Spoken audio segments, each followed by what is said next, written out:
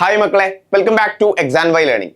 So നമ്മുടെ 7ാം ക്ലാസ്സിലെ മക്കൾ ഇപ്പോൾ എക്സാം ഫേസിലൂടെ കടന്നു പോയിക്കൊണ്ടിരിക്കുകയാണല്ലേ. അതായത് അവരുടെ സ്കൂളിലെ ഫൈനൽ എക്സാമിനേഷൻ അല്ലെങ്കിൽ ആനുവൽ എക്സാമിനേഷൻ ആണ്.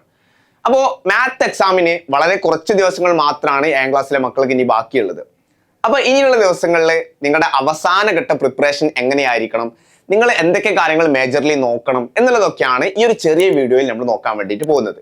അപ്പോൾ എക്സാമിനേഷന്റെ ഡേറ്റ് നിങ്ങൾക്ക് ഓൾറെഡി അറിയാമെന്ന് ഞാൻ വിചാരിക്കുകയാണ്. ഞാൻ ഓൾറെഡി ഇവിടെ കൊടുത്തിട്ടുണ്ട്.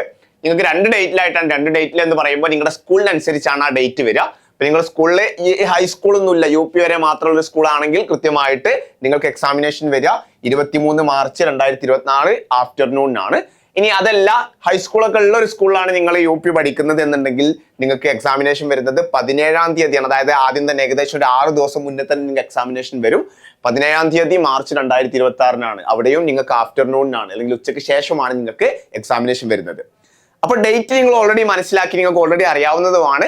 വളരെ കുറച്ച് ദിവസങ്ങൾ മാത്രമാണ് ബാക്കിയുള്ളത്. അപ്പൊ എന്തൊക്കെ കാര്യങ്ങളാണ് നമുക്ക് ഈ ഒരു ബാക്കിയുള്ള ദിവസങ്ങളിൽ നമുക്ക് ചെയ്യാൻ പറ്റുക? ആദ്യം തന്നെ നമുക്ക് സിലബസ് അറിയാം അല്ലെ. നമുക്ക് ഏകദേശം 14 ചാപ്റ്റേഴ്സ് ആണുള്ളത്. ഈ 14 ചാപ്റ്റേഴ്സിൽ എന്തൊക്കെയാണ് പഠിപ്പിക്കുന്നത് എന്നുള്ളത് കൃത്യമായിട്ട് നിങ്ങൾക്ക് ധാരണ ഉണ്ടാവും. എക്സ്പെക്ട് ചെയ്യാണ് സ്കൂളിലൊക്കെ തന്നെ ഈ ഒരു ചാപ്റ്റേഴ്സ് വളരെ ഇൻഡെപ്ത് ആയിട്ട് എന്ത് ചെയ്തിട്ടുണ്ടാവും, കവർ ചെയ്തിട്ടുണ്ടാവും. അപ്പൊ ഈ ഒരു 14 ചാപ്റ്റേഴ്സ് നിങ്ങൾക്ക് അറിയാം, അതിൽ എന്തൊക്കെയാണ് പഠിപ്പിക്കുന്നത്, അതിന്റെ വെയിറ്റേജും കൃത്യമായിട്ട് നിങ്ങൾക്ക് ടീച്ചേഴ്സ് പറഞ്ഞിട്ടുണ്ടായിരിക്കും. ഏതൊക്കെ ചാപ്റ്റേഴ്സ് ഇമ്പോർട്ടന്റ് ആണ്, അതിന് കൃത്യമായിട്ട് നിങ്ങൾ എന്ത് ചെയ്യണം, ഇമ്പോർട്ടൻസ് കൊടുക്കേണ്ടതായിട്ടുണ്ട്.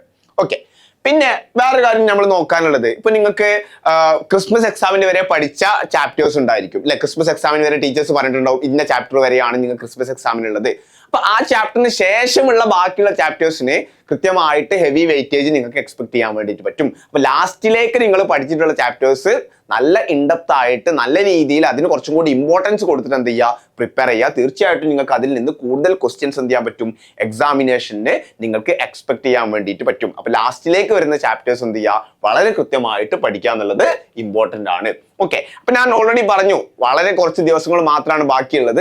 അപ്പൊ ഈ ഒരു ദിവസങ്ങളിൽ കൃത്യമായിട്ട് നിങ്ങൾ ആദ്യം പഠിച്ച ടോപ്പിക്സ് ഒക്കെ ഉണ്ടായിരിക്കും അല്ലെ. ഏറ്റവും സ്റ്റാർട്ടിങ്ങിൽ പഠിച്ചപ്പോൾ പാരലൽ ലൈൻസ് അതുപോലെ തുടങ്ങിയില്ലേ, നമ്മളിവിടെ ചാപ്റ്ററിന്റെ നെയിം കൊടുത്തിരുന്നല്ലോ, പാരലൽ ലൈൻസ്, ഫ്രാക്ഷൻസ്, ട്രയാങ്കിൾസ് ഒക്കെ തുടങ്ങി നിങ്ങൾ ആദ്യം പഠിച്ചിരിക്കുന്ന ടോപ്പിക്സ് ഒക്കെ ചിലപ്പോൾ മറന്നു പോകാൻ ചാൻസ് ഉണ്ട്.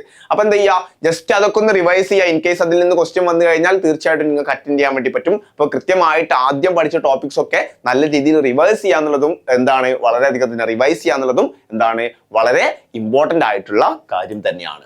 ഓക്കെ, ഇനി നമുക്ക് എന്തൊക്കെയാണ് മേജർലി നമുക്ക് ഈ ഒരു കമ്മിങ് ഡേയ്സിൽ ചെയ്യാൻ പറ്റുക എന്നുള്ളതാണ്. അതായത് നമ്മുടെ സ്ട്രാറ്റജി എങ്ങനെയായിരിക്കണം എന്നുള്ളതാണ് നെക്സ്റ്റ് നമ്മൾ മെയിൻ ആയിട്ട് നോക്കുന്നത്. ഒന്നാമത്തേത് ഹൈ ഈൽഡ് ടോപ്പിക്സ് നല്ല രീതിയിൽ ടാർഗറ്റ് ചെയ്യുക എന്നുള്ളതാണ്. അതായത് നല്ല ക്വസ്റ്റ്യൻസ് വരാൻ ചാൻസ് ഉള്ള ടോപ്പിക്സ് കൂടുതൽ ഫോക്കസ് ചെയ്ത് അതിൽ നിങ്ങൾ കൂടുതൽ ടൈം സ്പെൻഡ് ചെയ്ത് പഠിക്കുക എന്നുള്ളതാണ്. രണ്ടാമത്തെ ഒരു ഫോർമുല ഷീറ്റ് കീപ്പ് ചെയ്യുക എന്നുള്ളതാണ്. അപ്പോൾ ഓരോ ചാപ്റ്ററിൽ അല്ലെ, മാത്സിൽ പല ചാപ്റ്റേഴ്സും നമ്മൾ പല ഫോർമുലാസും കാര്യങ്ങളൊക്കെ പഠിക്കുന്നുണ്ടായിരിക്കും. അതുപോലെ തന്നെ മേജർ ആയിട്ടുള്ള തിയറീസ് അല്ലെങ്കിൽ മേജർ കോൺസെപ്റ്റ് എന്ത് ചെയ്യുക, ഈ ഒരു ചെറിയ ബുക്ക് എന്തെങ്കിലും ഉണ്ടാക്കിയിട്ട് അതിലിങ്ങനെ കീപ്പ് ചെയ്ത് പോവുകയാണെന്നുണ്ടെങ്കിൽ നിങ്ങൾക്ക് ഒരു പെട്ടെന്ന് എടുത്തു നോക്കാൻ വേണ്ടിയിട്ട് അത് ഭയങ്കര ഹെൽപ്ഫുൾ ആയിരിക്കും. അപ്പൊ എല്ലാം കൂടി എഴുതി വെക്കാതെ ആവശ്യമുള്ള കാര്യങ്ങൾ മാത്രം, ഫോർമുലാസും അതുപോലെ തന്നെ ആവശ്യമുള്ള ഇമ്പോർട്ടൻ്റ് ആയിട്ടുള്ള കൺസെപ്റ്റുകളും മാത്രം എഴുതി വെച്ച് അങ്ങനെ ഒരു ചെറിയ ഷീറ്റ് ഉണ്ടാക്കി കഴിഞ്ഞാൽ അത് നിങ്ങൾക്ക് നിങ്ങളുടെ പ്രിപ്പറേഷന് വളരെ നല്ല രീതിയിൽ ഹെൽപ്ഫുൾ ആയിരിക്കും. അപ്പൊ ഞാനൊക്കെ പഠിക്കുന്ന സമയത്ത് ഞാൻ അങ്ങനെ ചെയ്യാറുണ്ടായിരുന്നു. ഓക്കെ, പിന്നെ നല്ല രീതിയിൽ പ്രോബ്ലം സോൾവ് ചെയ്യുക എന്നുള്ളതാണ്. ഇപ്പൊ മാത്സ് ആണ്, അവിടെ കുറെ കൺസെപ്റ്റ് പഠിക്കുക എന്നതിലുപരി നമ്മൾ കൂടുതൽ പ്രോബ്ലംസ് ഒക്കെ ചെയ്ത് നമ്മൾ ആ ഒരു കൈൻഡ് ഓഫ് ക്വസ്റ്റ്യൻസിനോട് കൂടുതൽ എന്താ പറയാ, ഒരു ഫെമിലിയറൈസേഷൻ ഉണ്ടാവുക എന്നുള്ളതാണ്, അല്ലെങ്കിൽ അതൊന്ന് അടുത്തറിയാം എന്നുള്ളതാണ് മേജർ ആയിട്ട് ഇമ്പോർട്ടന്റ് ആയിട്ട് വരുന്നത്.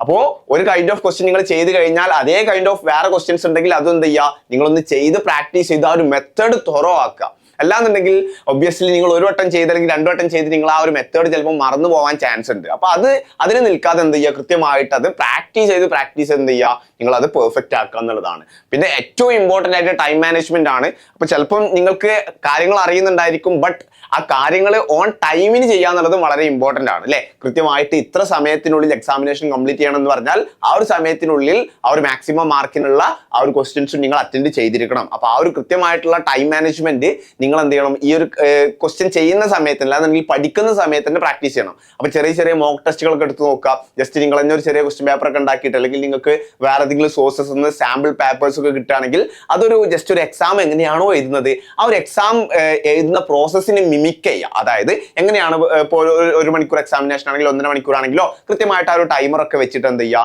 ജസ്റ്റ് നിങ്ങൾ എവിടെയും നോക്കാതെ നിങ്ങൾക്ക് അറിയാവുന്ന കാര്യമൊക്കെ മാത്രം വെച്ചിട്ട് നിങ്ങൾക്ക് എത്രത്തോളം ടൈം മാനേജ് ചെയ്യാൻ പറ്റുന്നുണ്ട്, നിങ്ങൾക്ക് എത്രത്തോളം കൺസെപ്റ്റിൽ ഐഡിയ ഐഡിയ ഉണ്ട് എന്നുള്ളതൊക്കെ മനസ്സിലാക്കാൻ വേണ്ടിയിട്ട് നിങ്ങൾക്ക് എന്ത് ചെയ്യാൻ പറ്റും, നിങ്ങൾക്ക് മോക്ക് ടെസ്റ്റുകളും കാര്യങ്ങളൊക്കെ അറ്റൻഡ് ചെയ്ത് നോക്കാൻ വേണ്ടി പറ്റും. അപ്പൊ അത് തന്നെയാണ് ഇവിടെ ഏറ്റവും ഇമ്പോർട്ടന്റ് ആയിട്ട് പറയുന്നത്. എക്സാം സ്റ്റാമിന ബിൽഡ് ചെയ്യുക എന്ന് പറയുന്നത് ചില്ലറ കാര്യമല്ല.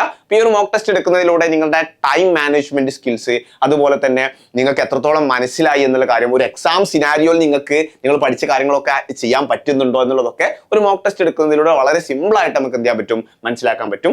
നിങ്ങൾക്ക് സാമ്പിൾ പേപ്പേഴ്സ് ഒക്കെ നിങ്ങൾക്ക് അവൈലബിൾ ആണെങ്കിൽ കൃത്യമായിട്ട് നിങ്ങൾക്ക് എന്ത് ചെയ്യാം, മോക്ക് ടെസ്റ്റുകൾ എടുത്തു നോക്കാം. അപ്പൊ ഒരു ഫേമസ് ആയിട്ടുള്ള അമേരിക്കൻ മാത്തമാറ്റീഷ്യൻ ആയിട്ടുള്ള വില്യം പോൾ തേഴ്സ്റ്റന്റെ ഒരു കോട്ടാണ് ഞാൻ അവിടെ കൊടുത്തിട്ടുള്ളത്. Mathematics is not about numbers, equations, computations or algorithms, it's about understanding. അല്ലെ, ഒബ്വിയസ്ലി നമ്മൾ മനസ്സിലാക്കേണ്ട ഒരു കാര്യമാണ്. ജസ്റ്റ് ഫോർമുലാസോ ജസ്റ്റ് നമ്പേഴ്സോ കാര്യങ്ങളൊന്നും അല്ല അൾട്ടിമേറ്റ്ലി മാത്സ് എന്ന് പറയുന്നത്. It's all about our understanding. അല്ലെ, ഇനി എക്സാമിനേഷന് പോകുന്ന സമയത്ത് അല്ലെ, എക്സാം ടൂൾ കിറ്റ് എന്ന് പറഞ്ഞിട്ട് നമ്മൾ എന്തൊക്കെ കൊടുക്കുന്നത്, നിങ്ങൾക്ക് എക്സാമിനേഷന് പോകുമ്പോഴല്ല, നിങ്ങൾ ഓർഗനൈസ്ഡ് ആയിട്ടുള്ള ഒരു നോട്ട് ഉണ്ടായിരിക്കുക എന്നുള്ളത് വളരെ ഇമ്പോർട്ടന്റ് ആണ്. അല്ലെ, അതായത് കൃത്യമായിട്ട് നിങ്ങൾ പഠിക്കുന്ന സാധനങ്ങൾ നല്ലൊരു നോട്ട് ഉണ്ടെന്നുണ്ടെങ്കിൽ ഇപ്പോൾ ഫൈനൽ ഡേയ്സ് പ്രിപ്പറേഷനിൽ ഇനിയും നിങ്ങൾ സ്ക്രാച്ചിൽ നിന്ന് നോട്ട് ഉണ്ടാക്കുക എന്നുള്ളതല്ല മീൻ ചെയ്യുന്നത്. ഓൾറെഡി നിങ്ങൾക്ക് ഒരു നോട്ട് ഉണ്ടെന്നുണ്ടെങ്കിൽ അത് നിങ്ങൾക്ക് നല്ല ഓർഗനൈസ്ഡ് ആണെന്നുണ്ടെങ്കിൽ ഒബ്വിയസ്ലി നിങ്ങൾക്ക് ഫൈനൽ ഡേ പ്രിപ്പറേഷന് വേണ്ടിയിട്ട് എന്ത് ചെയ്യാൻ പറ്റും, അത് യൂസ് ചെയ്യാൻ വേണ്ടിയിട്ട് പറ്റും. അതുപോലെ തന്നെ നിങ്ങൾക്ക് ജോമെട്രി ബോക്സ് വളരെ ഇമ്പോർട്ടന്റ് ആണല്ലോ. എക്സാം POV ഒരു മാത്തമാറ്റിക്സ് എക്സാമിനേഷന് ടൈം മാനേജ്മെന്റിന്റെ കാര്യം നമ്മൾ എന്ത് ചെയ്തു, ഓൾറെഡി മെൻഷൻ ചെയ്ത് കഴിഞ്ഞു. അപ്പോൾ നിങ്ങൾക്ക് എക്സാമിനേഷന് മുൻപായിട്ട് കൂൾ ഓഫ് ടൈമും കാര്യങ്ങളൊക്കെ ഉണ്ടായിരിക്കും. കൃത്യമായിട്ട് ആ കൂൾ ഓഫ് ടൈം വിനിയോഗിക്കുക. ടൈം മാനേജ്മെന്റിന്റെ കാര്യം വീണ്ടും ഞാൻ പറയേണ്ടതില്ല, നിങ്ങൾക്ക് ഓൾറെഡി അറിയാവുന്നതാണ്. So best of the luck for your examination. നല്ല അടിപൊളിയായിട്ട് എക്സാമിനേഷൻ ചെയ്ത മക്കളെ, ടെൻഷനൊന്നും ആവണ്ട. നല്ല രീതിയിൽ പ്രിപ്പയർ ചെയ്ത് പോയി കഴിഞ്ഞാൽ നിങ്ങൾക്ക് ഒരു ടെൻഷൻ്റെ അവിടെ ആവശ്യം വരുന്നില്ല. ഓക്കെ, സോ കൂടുതൽ വീഡിയോയുമായിട്ട് നമുക്ക് വീണ്ടും കാണാം. നിങ്ങളുടെ എക്സാം അടിപൊളിയാക്കുക. All the best.